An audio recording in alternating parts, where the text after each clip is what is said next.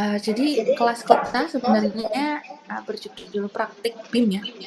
Nah, jadi nanti memang di sini kita akan lebih banyak ke praktek.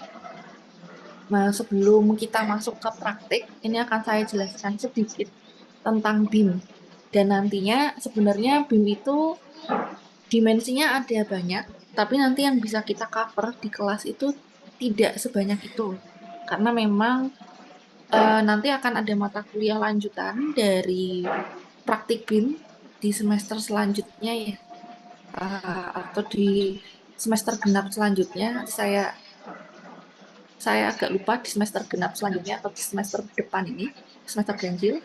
Tapi nanti kita akan lebih banyak masuk eh, ke dimensi yang lain. Tapi untuk awal ini nanti kita akan fokus ke 3D modeling. Jadi minimal teman-teman sudah familiar menggunakan salah satu authoring tools. Nah, apa itu authoring tools? Nanti kita sama-sama bahas. Nah, jadi merujuk kepada kenapa ya pada akhirnya kita kemudian wajib menggunakan BIM itu muncul sejak keluarnya Permen PUPR nomor 22 tahun 2018. Khususnya pada pasal 13 yang berbunyi penggunaan BIM wajib diterapkan pada bangunan gedung negara tidak sederhana dengan kriteria luas di atas 2000 meter persegi atau di atas 2 lantai.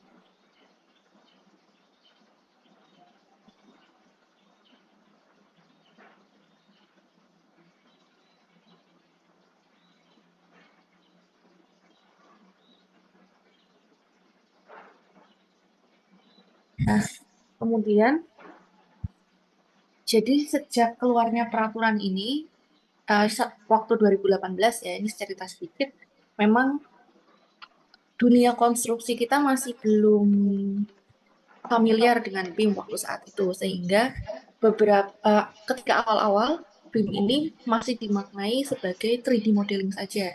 Jadi yang penting ketika tender ada 3D modelingnya bisa dilihat, kemudian ya sudah itulah yang kemudian saat itu disebut BIM.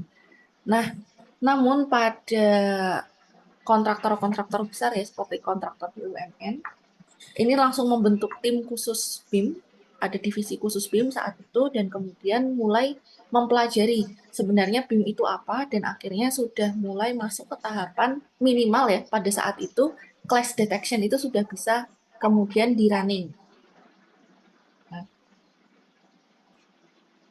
Nah, kemudian uh, tapi apa sih sebenarnya itu BIM? Nah, ini silakan kita lihat dulu pengertian dari Autodesk ya mengenai BIM. Probably heard about it. And you may know that today's architects, engineers, construction professionals, and owners are using BIM from small or simple projects, like a building or roadway, to complex, multidisciplinary projects, like a major urban development, and everything in between. But what is it? What is BIM? BIM, Building Information Model, at its core, is a holistic process for reading and managing project data within an intelligent 3D model. From plan and design to build and operate, it's much more than a single tool or technology. It's the foundation for digital transformation in the architecture, engineering, and construction industry. With BIM, project teams can collaborate in a shared cloud-based environment. BIM allows teams to create a dynamic 3D model of all the data associated with the project, capturing all physical and functional characteristics and relationships for buildings and infrastructure. Everyone on the team can access all essential data in real time to collaborate more easily, to use simulation and analysis, and convey design intent to improve designs, quality, and client satisfaction. And with today's critical need for sustainable construction practices, eco-friendly structures, can efficiently explore a wide range of options and develop innovative strategies to deliver comfort, performance, and energy savings. BIM enables close collaboration across design and construction teams, which can help reduce errors and rework and help teams achieve improved timelines, cost savings, and better project outcomes. Innovators like you are shaping new possibilities, moving ideas and designs from 2D to 3D and into the cloud, collaborating smarter to create solutions that the world needs today and tomorrow. And that's the power of BIM.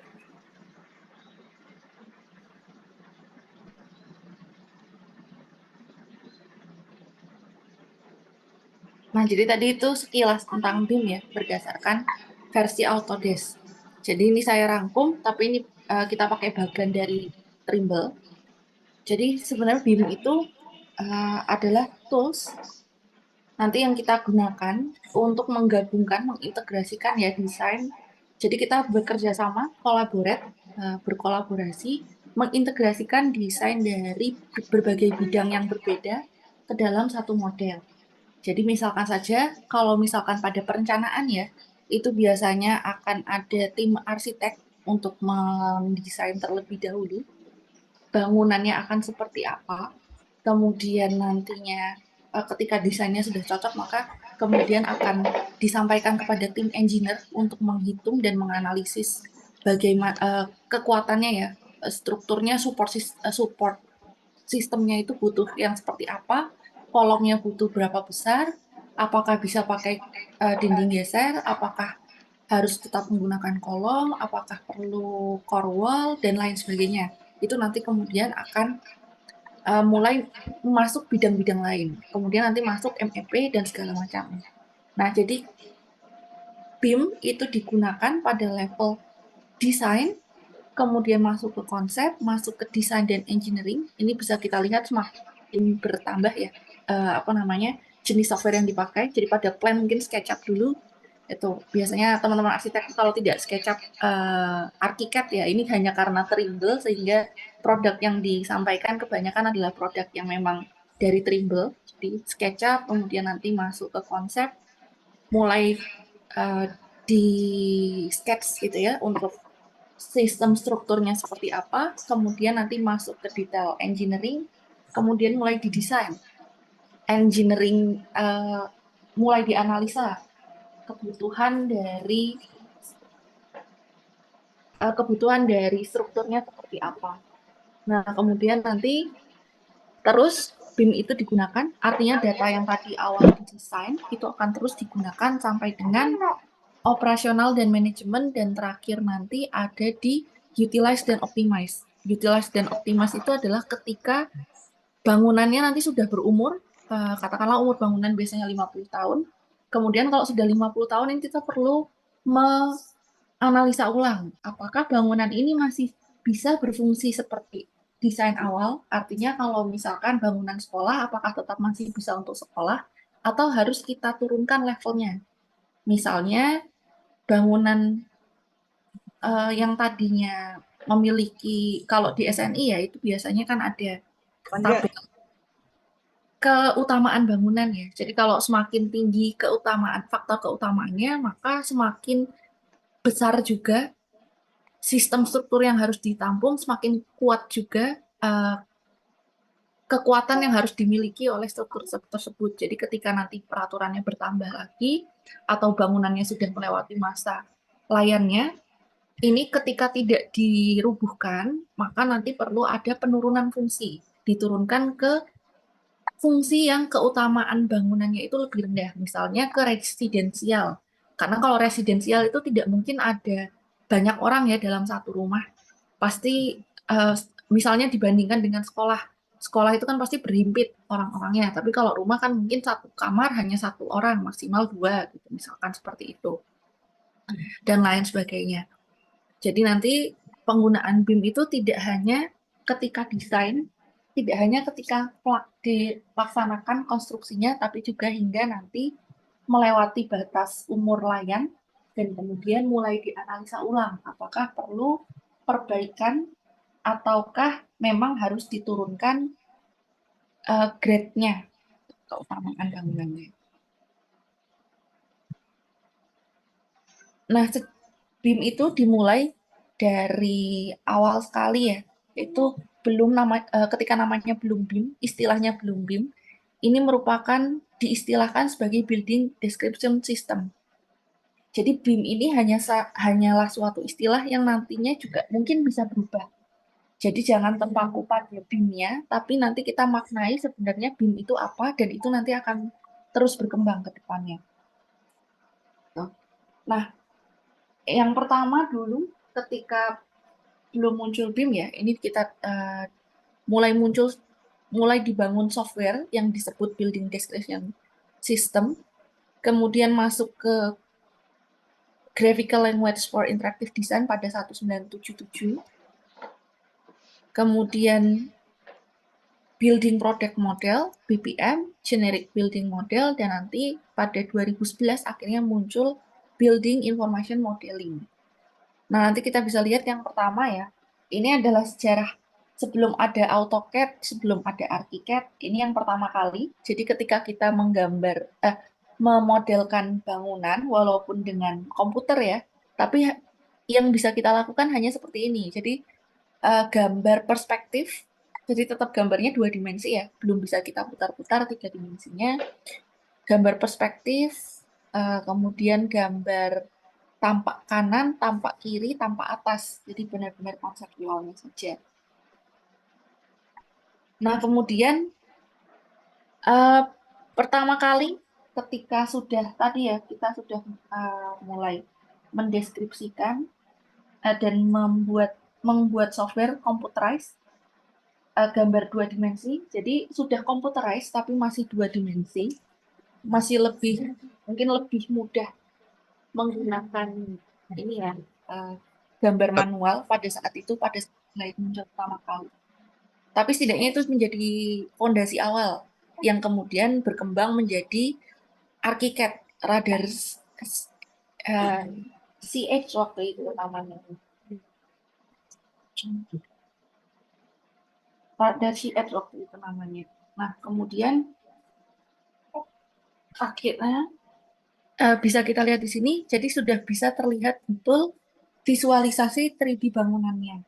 Walaupun belum bisa detail, belum bisa dirender pada saat itu, tapi kita sudah bisa memodelkan bangunan benar-benar seperti apa yang akan dibangun. Ya, sudah mulai terlihat visualisasi secara 3D. Nah, kemudian ini sedikit gambaran lagi perbedaan ya dari masing-masing sistem tadi, dari 1970 sampai dengan 2011 BIM yang sekarang dan BIM yang sekarang. Yang pertama-tama pada BDS tadi, Building Description System, itu hanya aplikasi untuk desain saja. Kemudian pada Glide itu sudah mulai muncul estimasi, ya. Tapi baru estimasi kasar karena tadi yang bisa dimodelkan itu juga hanya perspektif, gambar perspektif, kemudian gambar 2 dimensi, tampak kanan, kiri, atas. Nah, kemudian masuk ke 1980, ini apa tadi kita sebut BPM ya, Building Product Modeling. Di situ sudah mulai ada construction proses bisa kita inputkan. Gitu. Hanya mungkin memang dengan komputer yang saat itu masih besar ya, komputernya juga belum kecil, masih tidak banyak juga yang menggunakan. Jadi benar-benar bangunan-bangunan tertentu saja, bangunan-bangunan penting yang besar yang saat itu bisa menggunakan computerized, itu didesain dengan computerized. Terus pada 1990 ini sudah mulai masuk lebih detail lagi ya. Jadi informasi yang bisa diinput dari tim itu sudah mulai lebih detail, masuk ke konsep teknologi standar project, kemudian construction management sudah mulai masuk. Artinya ini cikal bakal MS project gitu ya. Jadi kalau manajemen konstruksi ini kan meliput scheduling dan juga RAP, artinya sudah mulai digodok waktu itu, sudah mulai bisa menggunakan komputerisasi. Nah, kemudian masuklah ke BIM. Nah, kalau BIM ini sudah mencakup building life cycle-nya. Jadi kalau life cycle itu tadi dari mulai planning, kemudian ketika pelaksanaan pembangunan, ketika nanti bangunan sudah jadi dan beroperasi, bisa kita manage dan bangunannya dengan computerized dan juga dengan software BIM gitu ya. Nanti kita lihat softwarenya apa saja. Kemudian sudah mulai banyak kita bisa menggunakan BIM untuk bahkan mengawasi dan juga mengkontrol ya sebuah project. Jadi kalau misalnya project apa yang sedang dilaksanakan di lapangan di foto, kemudian bisa kita upload ke cloud untuk nanti menjadi bahan pertimbangan bersama, baik dari kontraktor, kemudian konsultan pengawas, maupun konsultan perencana. Bisa saat itu juga berdiskusi pada software BIM. Nah, BIM saat ini yang benar-benar digunakan, artinya sudah dikuasai ya hampir oleh banyak kontraktor, khususnya kontraktor yang saat itu menyampaikan ini dari Pak Arif Rahman dari PT PP, itu adalah sampai dengan 4 dimensi, yaitu schedulingnya dan juga resources-nya. Jadi dari quantity take-off-nya dan juga scheduling ini sudah mulai diintegrasikan. Artinya tidak hanya sekedar 3D modeling sebenarnya, tapi sudah mulai masuk schedule di situ. Nah, ini adalah bedanya gambar konseptual dan actionable atau gambar yang bisa dilaksanakan ya. Jadi kalau konseptual ya seperti yang di kanan, kita tahu bahwa bangunannya tersusun dari beton dan juga kemudian ada struktur bajanya, ada pemipaannya, tapi kita tidak tahu tulangan yang terpasang itu bagaimana, diameternya berapa, bengkokannya berapa panjang, kemudian pada struktur baja kita nggak tahu apa namanya jumlah baut yang terpasang bagaimana, apakah butuh plates ya untuk kemudian menyambungkan atau tidak, butuhkah kemudian dilas atau tidak. Nah, ini kita belum tahu. Tapi kalau dengan actionable plan kita bisa tahu, bahkan MEP itu kita bisa tahu ini nanti struktur yang menyangga pemipaan itu apa.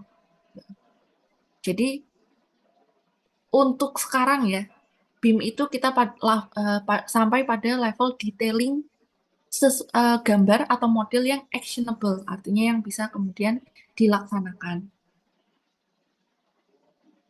Nah, ini salah satu gambar juga. Jadi, perbedaan antara perencanaan tradisional, perencanaan schedule ya ini, secara tradisional dan yang menggunakan BIM. Jadi bisa kita lihat, kalau yang menggunakan tradisional, yes, kita hanya bisa mengawang saja. Artinya kita hanya bisa membayangkan step by step-nya nanti setelah ini adalah ini, kemudian ini gitu ya. Jadi jika yang menyusun, yang bisa hanya orang yang sudah pernah terjun ke lapangan sebelumnya. Kalau jadi butuh banyak pengalaman di lapangan untuk bisa benar-benar menyusun. Dan tingkat ketelitiannya akan sangat sulit akan sangat mudah terjadi error dan akan sangat sulit untuk men- mencari celah ya kesalahan. Bukan mencari celah kesalahan, artinya akan sangat sulit untuk kita mereview ulang apakah ada yang terlewat atau tidak. Karena kita tadi hanya membayangkan berdasarkan pengalaman di lapangan saja. Nah, tapi kalau yang di kanan, ini kita bisa kemudian melihat menyusun schedule berdasarkan visualisasi modelnya. Jadi, siapapun yang mungkin belum pernah ke lapangan, dengan adanya visualisasi kita bisa lihat, oh ternyata misalnya pembangunan fondasi dibagi menjadi 3 step. Maka kemudian nanti yang dilaksanakan harus seperti apa? Apakah ada komponen yang terlewat? Misalkan strukturnya dulu yang ingin dibangun, katakanlah kolom, balok, slab. Kemudian dinding itu dibangunnya kapan? Apakah ketika dibangunnya atau tangga dibangunnya kapan? Memungkinkan nggak kalau tangga dibangun belakangan, tapi kemudian nanti ketika ingin mengerjakan lantai di atasnya belum ada tangga, misalnya seperti itu. Nah, ini nanti akan sangat mudah direview ulang ya oleh pelaksana dan juga pengawas untuk memastikan bahwa metode kerjanya sudah benar. Nah, kemudian ini juga bisa kita lihat kalau dengan tadi ya, bayang-bayang saja, ketika kita ingin membandingkan antara plan dan actual, artinya apa yang kita desain dengan yang benar-benar terlaksana di lapangan, ini akan sangat sulit mencari kesalahannya ada di mana. Jadi kalau ada keterlambatan, itu kita sangat sulit menentukan kesalahannya ada di mana ya ini. Kenapa bisa pekerjaan saya pada minggu ketiga mungkin misalnya belum mulai masuk ke pile cap, masih di fondasi. Sedangkan kalau kanan, dengan adanya modeling, kita bisa lihat benar-benar, oh kemarin visualisasinya sampainya ada di sekian. Maka nanti kita bisa tracking ulang day by day ya. Day one itu jadi berapa, day two jadi berapa, kemudian berarti keterlambatannya ada di misalkan pada pemancangan tiang pancang. Tiang pancangnya kemarin telat, secara plan dan aktual ini telat pemasangannya karena satu dan lain hal misalnya ya. Nah, kemudian yang kiri itu adalah kalau misalnya teman-teman mungkin ada yang dari SMK dan pernah masuk ke pernah berkesempatan ya masuk ke dalam sebuah proyek, mungkin akan familiar dengan penampakan penampakan yang sebelah kiri ya. Jadi biasanya dalam direksi kit suatu proyek itu banyak sekali hasil rapat gitu ya, itu akan ditempelkan papan tulis gitu karena agar tidak lupa dan siapapun itu bisa membaca walaupun misalnya tidak sempat ikut di rapat gitu ya. Jadi semuanya ketika melaporkan perkembangan di lapangan itu juga bentuknya dalam notes-notes gitu ya. Jadi kurva S awal, kurva S desain itu di print, kemudian nanti digambar hasil aktualnya seperti apa. Jadi aktualnya itu menggunakan gambar. Artinya kita pakai spidol, kita tandai sendiri gitu ya. Maka nanti kalau ada keterlambatan, kita lihat dari gambar kurva S yang kita buat itu sampai di mana. Tapi itu tidak bisa kemudian, tapi itu menjadi hal yang sangat tidak fleksibel ya, karena orang harus berada di direksi kit untuk bisa melihat bagaimana keterlambatan itu terjadi dan apa penyebabnya dan berapa persen keterlambatan itu. Tapi kalau dengan BIM diharapkan karena sudah computerized dan juga visualisasinya terlihat, maka misalnya general manager ya dari manapun ketika dia ada tugas dinas di tempat lain dan segala macam tetap bisa melihat, tetap bisa mengupdate progres di lapangan itu seperti apa dan dengan perspektif yang sama karena visualisasinya sama. Nah, ini juga perbedaan antara tradisional dan 4D. Nanti bisa dibaca-baca sendiri, akan saya upload. Gitu ya. Ini kemudian juga, nah ini terkait klaim ya. Klaim ketika terjadi kesalahan, misalnya di desain, gambar desainnya, gambar DED-nya sudah ada, di situ memuat arsitektural, MEP, dan struktur, tapi ketika dilaksanakan ternyata masih ada yang nabrak, misalkan antara balok dengan pipa.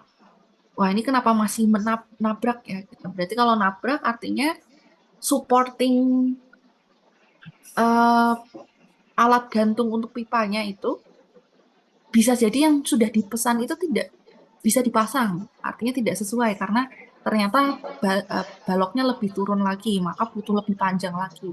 Padahal sudah terlanjur dipesan, sudah terlanjur pengadaan. Nah, ini bisa jadi merugikan ya. Nah, hal-hal seperti ini ketika terjadi itu ya perbedaan antara desain dan lapangan, ini sulit mencari kesalahannya ada di mana.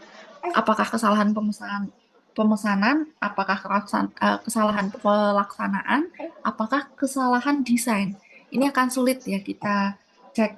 Nah, ketika sudah menggunakan BIM, maka kita bisa lihat akan ada fitur clash detection di situ. Apabila clash-nya memang tidak di running di awal, maka nanti kesalahannya ada di BIM manager.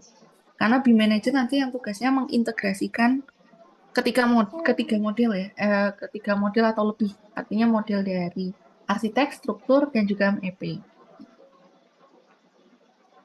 Atau misalnya kita juga bisa lihat ketika sudah ada clash detection, sudah dibuat isu, kalau di Autodesk namanya isu. Isu itu adalah suatu notes untuk orang-orang tertentu yang kemudian menyampaikan bahwa ini ada kendala. Sehingga siapa yang kemudian ingin mengalah atau harus mengalah. Misalnya tadi balok dan pipa menabrak, maka silahkan siapa yang hendak kemudian memperbaiki apakah MEP-nya yang disesuaikan atau kemudian mau direview ulang baloknya, kenapa kemudian bisa setinggi itu gitu ya atau segala macam. Nah, kemudian dulu ketika menyusun metodologi tadi ya karena memang bentuknya itu hanya kita bayang-bayangkan saja, tidak ada visualisasi dan juga step by step-nya itu juga tidak bisa kita lihat secara nyata, maka ketika kita menyusun metodologi itu bentuknya seperti laporan, seperti kita membuat proposal gitu ya, bahwa nanti metodologinya akan seperti ini dan lain sebagainya. Nah, tapi ketika ada BIM, maka kita cukup memvisualisasikan dengan visualisasi 4 dimensi, termasuk krennya.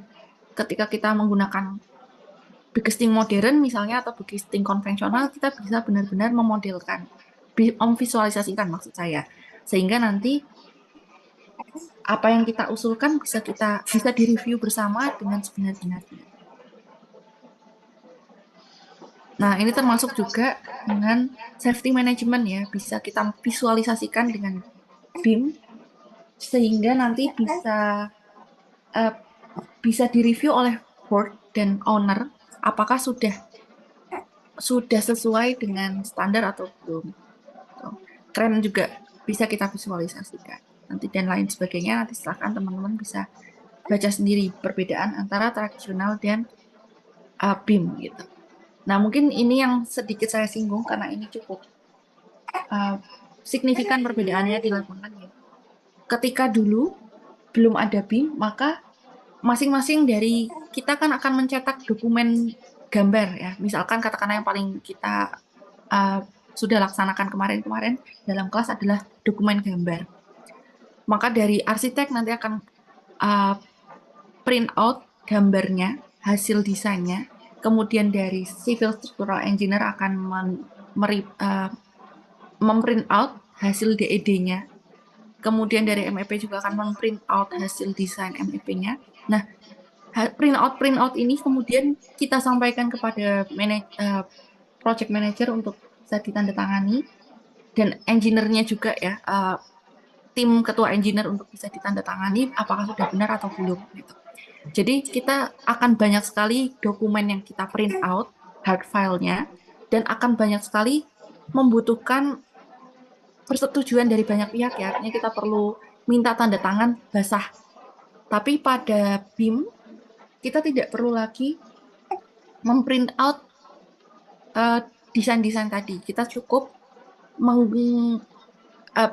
walaupun dari secara sistem administrasi di Indonesia masih butuh print out, tapi kita bisa memprint final file yang sudah benar-benar direview oleh berulang-ulang orang ya, berulang kali, owner, arsitek, facility manager, kontraktor, project manager, dan lain sebagainya. Sudah benar-benar kita review, sudah tidak revisinya mungkin hanya sedikit sekali saja dan berkaitan dengan lapangan saja.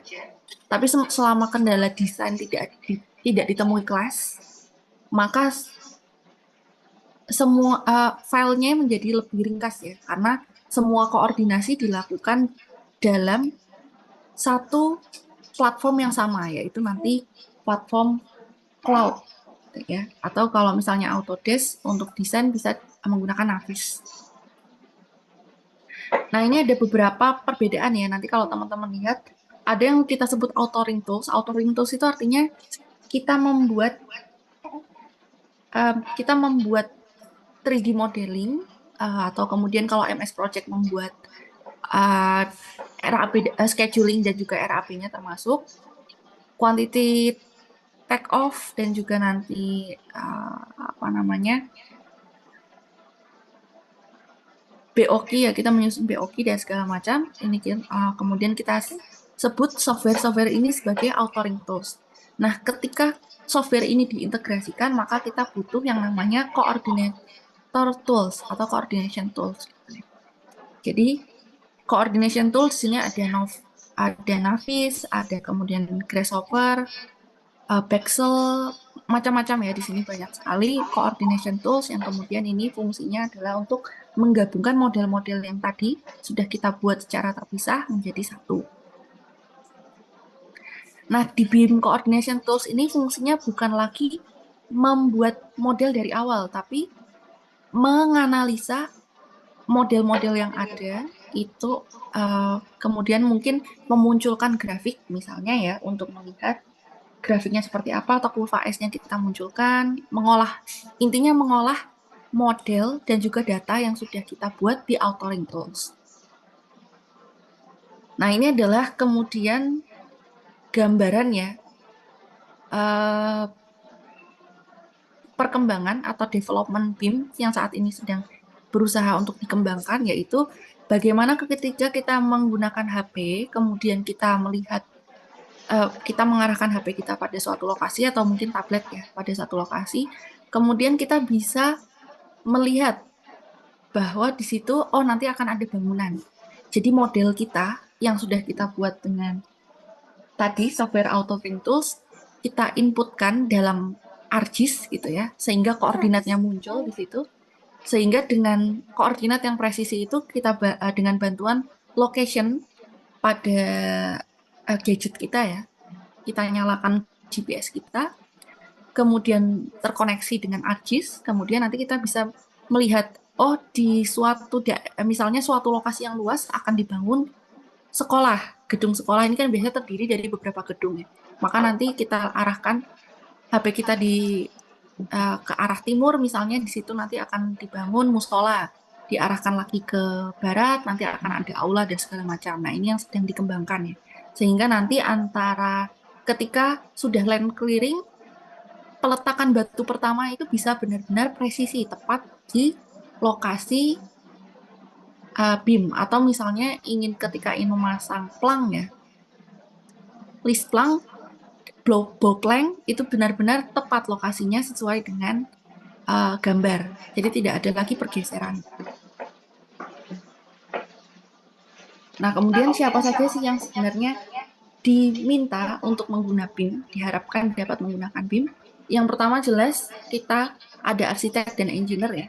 Kemudian ada kontraktor, artinya ada dari perencana, pelaksana, baik pelaksana struktur, pelaksana MEP nantinya, bagian elektronik gitu ya. Pemipaan, kemudian saluran udara. Nah, ini semuanya diharapkan mampu menggunakan BIM. Nah, ini sekilas saja gambaran bahwa penggunaan BIM itu meningkat ya pada 2009 ke 2012 ini pada di US, di North America ya. Jadi di Indonesia baru diwajibkan di 2018, tapi sebenarnya BIM itu sudah dimulai ketika bahkan tadi istilah BIM belum familiar ya. Istilah BIM baru muncul di 2011, tapi sebenarnya penggunaan computerized 3D modeling dan juga visualisasi tadi, pelaksanaan itu sudah dimulai diinisiasi sejak awal ya, di negara-negara maju. Di sini kita bisa lihat peningkatan yang paling tinggi signifikan itu ada pada engineer dan kontraktor ya, sekitar 24% dan 25%. Nah, di sini ini kita berarti kalau arsitek memang lebih dekat dengan BIM dari awal, karena mereka memang sudah sejak awal tadi dari pertama glide muncul ya, itu sudah mulai memvisualisasikan desain mereka gitu, sehingga ketika BIM muncul ya hanya kemudian beradaptasi sedikit saja gitu. Tapi kalau untuk kontraktor terutama ya, pelaksana ini untuk memvisualisasikan metode kerja itu baru belakangan saja. Dan ini akan sangat benar-benar dirasa ternyata bisa terbantu. Begitu juga dengan engineer ya, ketika akhirnya bisa mengkolaborasikan model yang dibuat arsitek dan model yang dibuat struktur, ini ternyata sangat memudahkan karena kemudian bisa dilihat apakah misalnya ya seringkali karena struktur itu didesainnya belakangan bisa jadi kolom itu terlalu besar. Akhirnya membuat pemandangan itu menjadi tidak enak ya. Karena kolomnya terlalu besar, mungkin yang tadinya kolomnya itu didesain setipis dinding, ternyata ketika di running analisa dengan struktur, ternyata kolomnya jadi tebal dan tidak bisa setipis dinding. Nah, ini kan menjadi sebuah input yang sangat besar ya, dan koordinasinya menjadi lebih cepat. Nah, kemudian untuk sekarang, yang diharapkan mampu menggunakan BIM lagi itu adalah sebenarnya owner, eksekutif, dan juga nanti pengawas ya. Karena nanti ketika owner itu bisa memantau dan eksekutif board itu bisa bertanggung jawab dengan project mereka, dengan pendanaan yang mereka keluarkan, mereka bisa meminta pertanggungjawaban ketika mereka bisa membaca progres itu sampai di mana, keterlambatannya di mana. Ketika mereka uh, hendak meminta kontraktor untuk bekerja lebih cepat gitu ya, karena misalnya terjadi keterlambatan atau waktunya sudah mepet deadline, itu nanti mereka bisa mengawasi dan juga bisa turut memberikan sedikit tekanan gitu ya kepada pelaksana jika mereka bisa memahami dari visualisasi model yang ada dan juga dari dokumen rencana yang ada itu seperti apa. Jadi BIM itu sekarang juga diharapkan mampu digunakan oleh owner dan eksekutif board ya, pengambil keputusan di atas. Seperti ketua pengguna anggaran, KPA, dan PPA, PPK, dan lain sebagainya. Nah, hanya saja nanti sebenarnya uh, level dari interface-nya, interface BIM Clouds-nya itu akan sangat berbeda untuk owner, eksekutif, dan juga nanti para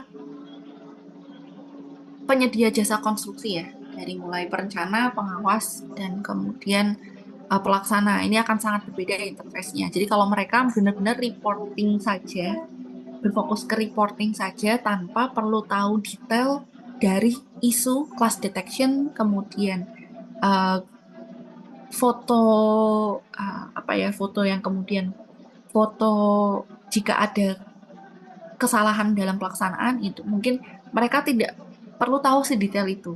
Ada di sebelah mana kolom yang mungkin keterlambatan ini diakibatkan kolom di sebelah mana, pengadaan apa dan segala macam. Mungkin mereka tidak perlu tahu detail, tapi mereka perlu tahu progresnya sekian persen mengalami keterlambatan di pembangunan lantai keberapa. Nah, mungkin itu yang perlu tahu ya secara reportingnya saja.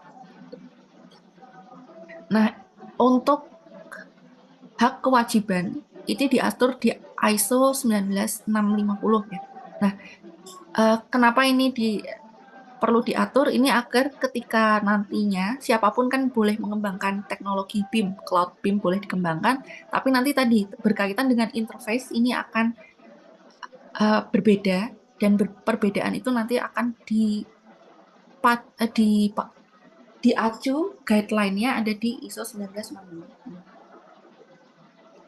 Nah, misalnya saja di sini bisa kita lihat ya grafik ilustrasi sederhana. Jadi kalau misalnya owner itu pasti ketika melihat semua gambar detail DED dan juga model detailnya, class detection, isu yang muncul, ini akan dirasa terlalu banyak sekali informasinya. Gitu.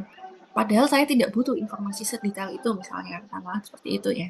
Ini akan sehingga nanti perlu kemudian ada guideline sehingga nanti juga owner tampilannya tidak perlu sedetail tampilan dari engineer. Nah, kemudian kenapa sih BIM itu menjadi penting ya? Dan kenapa sekarang itu sangat digalakkan sekali? Ini adalah desain atap TILC ya, oleh kakak kelas kalian, Bayu Ilham Nasuka, ini bisa dilihat detailnya itu sampai dengan kepada jumlah baut. Itu kemudian juga potongan-potongannya, jadi potongannya berapa derajat dipasang di sebelah mana, ini akan bisa terlihat dengan detail. Tuh. Sehingga dengan adanya detail ini, maka pelaksana di lapangan nanti bisa dengan mudah memesan, gitu ya, melakukan pengadaan sesuai dengan apa yang terpasang di lapangan tanpa terlalu banyak sisa. Jadi biasanya kan kalau konvensional itu kita pesan misalnya baja ringan tipe C, katakanlah C7070.6 misalnya ya, titik 6 titik 9 misalnya, sekian banyak gitu. Tapi kemudian ternyata banyak sekali sisa di situ karena potongannya mungkin tidak benar dan segala macam. Nah, tapi dengan adanya visualisasi ya 3D modeling ini akan sangat terbantu. Dan kita sebut BIM karena ini sudah mulai detail sampai dengan jumlah baut gitu ya. Kemudian nanti bisa kita cek dengan clash detection. Jadi apakah ada antar antar baja ringannya yang saling bertabrakan. Jadi mulai masuk ke tools BIM itu ketika sudah mulai clash detection. Nah, ini kemudian dibuat oleh Anggit Jati dan Hendy Adi Saputra, masih kakak kelas kalian juga. Ini adalah usulan perkuatan gedung Sekda.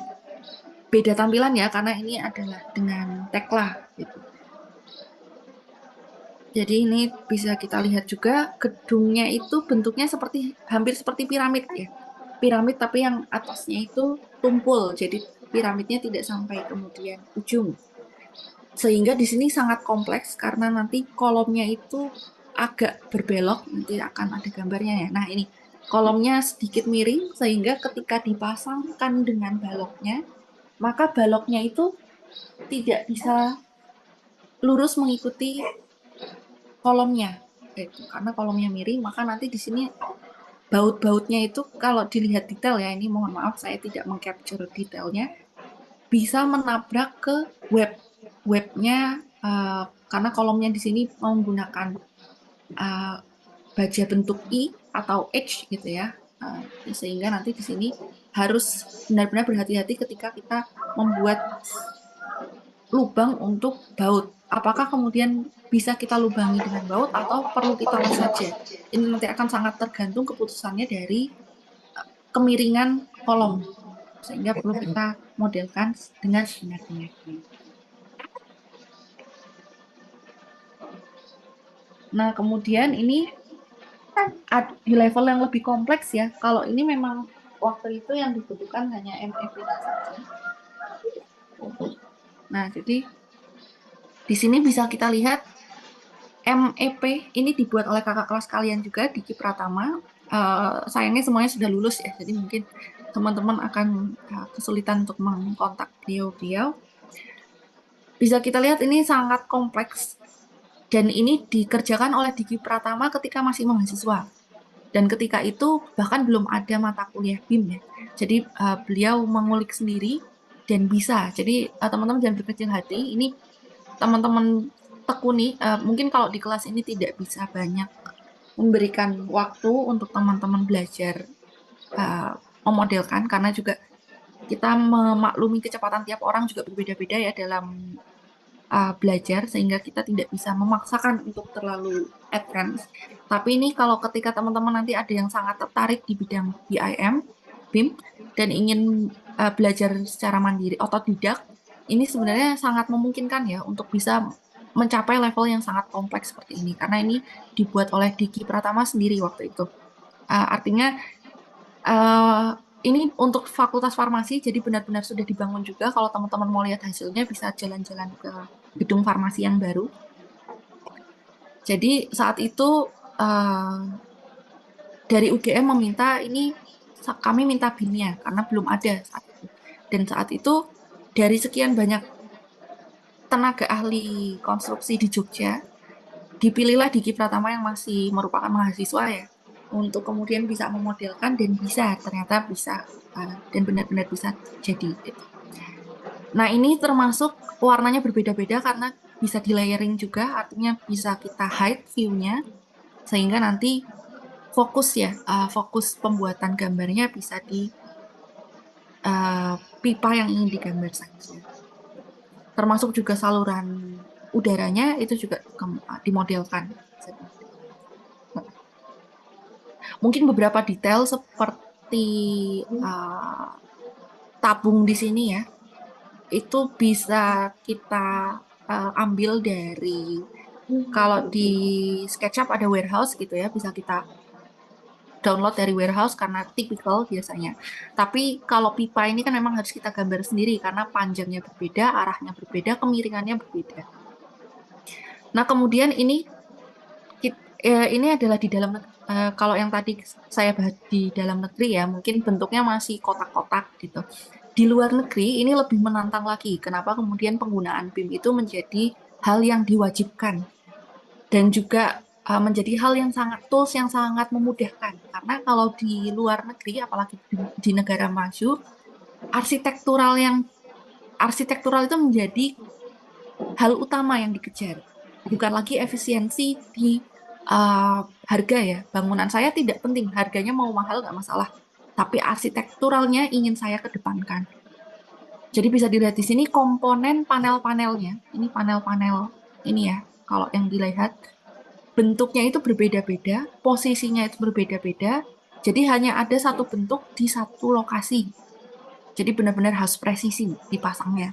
Agar kalau tidak presisi nanti ini seperti main puzzle gitu ya. Jadi kalau tidak puzzle-nya ada satu saja yang salah tempat, maka uh, puzzle yang lain tidak bisa ditempelkan. Nah, jadi inilah uh, tingkat kemajuan ya dari penggunaan BIM yang kemudian bisa membuat suatu bangunan yang begitu rumit dan kompleks. Ini baru arsitekturalnya saja ya. Kalau kita lihat kan, mungkin kalau teman-teman sudah mengambil mata kuliah beton gitu, teman-teman juga akan merasa kesulitan nih.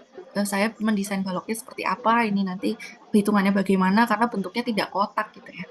Nah, ini kita breakdown lagi gitu gambarnya dari tadi yang bentuknya panel ini kan arsitektural, kita breakdown, kita generate support strukturnya ini seperti apa. Ternyata di sini pakainya baja, gitu ya, baja. Kemudian kalau kita lihat yang fully nested ya, kanan bawah sendiri, jadi bentuk gedungnya dari luar itu kotak. Jadi support bajanya itu kotak, baja yang beratnya ya, baja beratnya itu kotak. Kemudian ada baja yang kecil-kecil, ada support steel kecil-kecilnya untuk kemudian menempelkan panel-panel itu. Nah, ini kita lihat lebih dalam. Ternyata baja yang untuk mensupport panel itu butuh banyak sekali konektor ya. Dan bentuknya juga bisa berbeda-beda. Jadi nanti ini akan membutuhkan level kompleksitas yang sangat besar sehingga kalau tidak divisualisasikan tidak akan jadi gedung ini. Nah, ini bisa kita lihat ya pelaksanaan aktual ketika pelaksanaannya. Jadi ini di sebelah kiri ya. Ini adalah penamaan R2 panel 6.3. Connection type-nya apa bahkan di list di situ. Dimensinya seperti apa, nanti kemudian lokasinya ada di mana. Nah, ini yang paling penting, lokasinya ada di mana. Sehingga nanti dan kemudian ini bahkan dari koneksinya ya itu diberi keterangan koneksinya dipasang di sebelah mana saja karena ini benar-benar rumit. Ini. Jadi kalau di luar negeri karena memang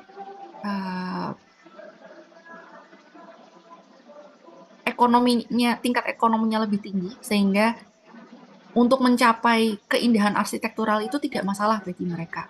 Walaupun secara engineer nanti akan menjadi lebih mahal ya. Tapi tidak masalah karena memang di sana lebih dikedepankan arsitekturalnya. Karena mereka berpikir dengan arsitektural yang cantik, yang indah, maka nanti pengunjungnya pertama lebih banyak, artinya juga secara pemasukan akan lebih banyak, kemudian juga akan meningkatkan kesehatan mental gitu ya, karena orang-orang tidak bosan dengan hal-hal yang sifatnya kotak-kotak saja. Mereka bisa healing gitu dengan melihat arsitektural yang ada. Nah, kemudian ini tadi kita masuk ke arsitek dan strukturnya, kemudian ini ada saluran udaranya. Jadi saluran udaranya juga kompleks ya, karena harus benar-benar tahu akan ditempatkan di mana agar nanti panelnya tadi bisa sekaligus didesain custom dengan lubang lubang saluran udara. Kalau tidak, kemudian harus dipotong di lapangan, nanti akan sangat em, akan kemungkinan errornya akan sangat besar. Ini tadi sudah sempat dibahas. Nah, ini nanti juga bisa teman-teman baca sendiri. Ini hanya perbedaan saja, BIM dan tidak BIM. Nah, kemudian ini ada level penggunaan BIM ya. Sebenarnya BIM itu sudah sampai dengan dimensi ke-10 gitu. Tapi tadi yang berdasarkan Pak Arif Rahman dari PT PP, memang yang saat ini sedang sudah dengan percaya diri ya, dengan sudah dikuasai oleh pelaksana itu baru sampai 4D gitu. Yang 5D-nya sedang on the way, sedang dipelajari ya, tapi sudah mulai. Kemudian nanti ada sustainability, manajemennya, safety, lean construction, dan juga industrialize. Kalau industrialize itu maksudnya adalah ketika misalnya saya ingin membangun gedung sekolah, saya ingin bangunan saya sama seperti SMP Negeri 9 Yogyakarta. Ini misalnya saja ya, saya tidak bermaksud merujuk ke salah satu SMP, tapi misalnya saya ingin membangun bangunannya persis seperti SMP 9 atau salah satu gedungnya saja yang ada di SMP 9. Maka data perencanaan, data konstruksi itu bisa saya ambil ya. Saya generate dari data BIM yang sudah ada. Tinggal nanti saya sesuaikan. Katakanlah saya perlu menganalisa ulang fondasinya apakah masih bisa. Karena tanah di SMP 9 misalnya ya merupakan tanah sedang, sedangkan tanah yang saya bangun adalah tanah rawa. Apakah masih bisa? Apakah saya perlu mengupgrade fondasinya ke tiang pancang misalnya ya dan segala macam. Jadi ini adalah industrialized construction. Jadi bangunan-bangunan itu sebenarnya bisa kita modularnya bisa kita ambil ya. Artinya Dena segala macam bisa kita ekstrak, bisa kita ambil kembali, kita modifikasi sedikit gitu. Dan kemudian nanti bisa kita clash detection ulang apabila terjadi perubahan. Misalnya ternyata kolomnya butuh lebih lebih besar karena kita ambil contoh bangunan dari yang daerah gempanya itu tidak kecil ke daerah yang gempanya itu besar gitu ya. Kemudian ini adalah bangunan 5 dimensi, maksudnya BIM di level 5 dimensi di mana antara visualisasi, kemudian quantity take off, RAB, dan juga schedule semuanya bisa kita munculkan. Ini menggunakan Bexel, interface-nya Bexel. Nanti teman-teman kalau mau lihat-lihat, kebetulan Bexel ada sampel project, nanti teman-teman bisa cek ke Bexel Manager. Saya lupa bexelmanager.com atau bukan, tapi nanti bisa di search di Google dulu Bexel Manager, kemudian lihat sampel projectnya. Teman-teman nanti bisa merasakan ya bagaimana ketika BIM itu sudah jadi dan teman-teman bisa membuka-buka datanya. Nah, kemudian di level tender itu ada istilah LOD. Ini untuk detailingnya. BIM itu mau didetailkan sejauh mana. Ini kemudian kita sebut LOD. Gitu. Jadi nanti di sini perbedaannya juga teman-teman nanti bisa baca masing-masing ya. Bisa teman-teman lihat. Ini sedikit saja untuk memantik. Jadi gaji BIM itu adalah sebesar ini. Gitu. Jadi perbedaan antara CAD Drafter dengan BIM Manager ini nanti sangat besar ya. Kalau perbedaan kita bedakan antara CAD dan BIM Manager. Kalau BIM Modeler mungkin perbedaannya dengan CAD Drafter masih sedikit karena tadi masih mungkin di level authoring tools-nya. Artinya masih di pembuatan 3D modeling atau kemudian pembuatan RAP schedule dengan Microsoft Project misalnya ya. Tapi kalau manager ini levelnya sudah kita masuk ke clash detection, kita sudah harus aware apa saja yang kemudian clash, kemudian dibangunnya perlu diperbaiki oleh siapa, isunya ditujukan oleh siapa, kemudian kita harus memanage ketika ada notes ya dari lapangan misalnya ini ada ada ketidaksesuaian gambar, maka BIM manager itu harus dengan cepat mengolah. Nah, nanti ini bisa teman-teman baca sendiri, akan saya upload. Nah, jadi ini pertemuan pertama ini untuk brainstorming saja ya, bahwa nanti BIM itu levelnya adalah sedemikian. Jadi yang nanti ternyata waktunya sudah mendekati pukul 9, mungkin untuk tugasnya nanti akan lebih detail dijelaskan oleh Pak Bayu ya di minggu depan. Tapi kurang lebih nantinya kita akan masuk kepada 3D modeling. Jadi dan 3D modelingnya bebas dengan apa saja, mau dengan Tekla, dengan Revit, dengan SketchUp, ArchiCAD, tidak masalah. Mana yang teman-teman sudah pernah gunakan, boleh teman-teman gunakan kembali. Kemudian mana yang teman-teman lebih nyaman gunakan, lebih mudah mempelajari, juga boleh teman-teman gunakan. Gitu. Nah, nanti untuk pelaksanaan ke depannya, ini akan saya belum melihat ini ya, belum melihat daftar asisten apakah ada yang daftar atau tidak, tapi nanti kami usahakan ada asisten. Jadi kalau teman-teman kesulitan, teman-teman bisa kemudian bertanya kepada asisten. Hanya mohon dipahami, asisten juga mungkin software yang dikuasai tidak mungkin tidak sama dengan apa yang teman-teman kuasai. Jadi nanti ketika ada pertanyaan di luar itu, nanti kita bantu secara konseptualnya, kita bantu cari tahu juga, tapi nanti kita cari tahunya balik lagi sama-sama di Excel ya, di internet ya. Jadi mungkin uh, masih kita sama-sama saling belajar satu sama lain. Nah, mungkin itu yang bisa saya sampaikan pada pertemuan pertama. Sekali lagi untuk absensinya nanti akan saya catat dari list partisipan ya. Akan tercatat, bisa saya ekstrak reportnya dari Zoom. Jadi nanti teman-teman yang mungkin bergabung dengan teman lain bisa di-chat dulu sebelum Zoom ini saya tutup.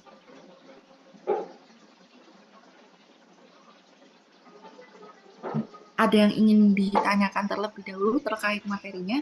Kalau terkait tugas nanti lebih detailnya oleh Pak Bayu ya, di hari Rabu depan. Rabu minggu depan. Oh ya, dan Rabu minggu depan sudah luring, jadi harap nanti menyesuaikan jadwal, dan nanti kalau kecuali ada pengumuman dari Pak Bayu. Oke, baik. Kalau tidak ada yang ditanyakan, saya tutup dahulu Zoom-nya. Nanti untuk lebih detailnya mengenai tugas dan mungkin jika ke depan ya, kemudian baru terpikir ada yang ingin ditanyakan, bisa ditanyakan di minggu depan. Ya, baik.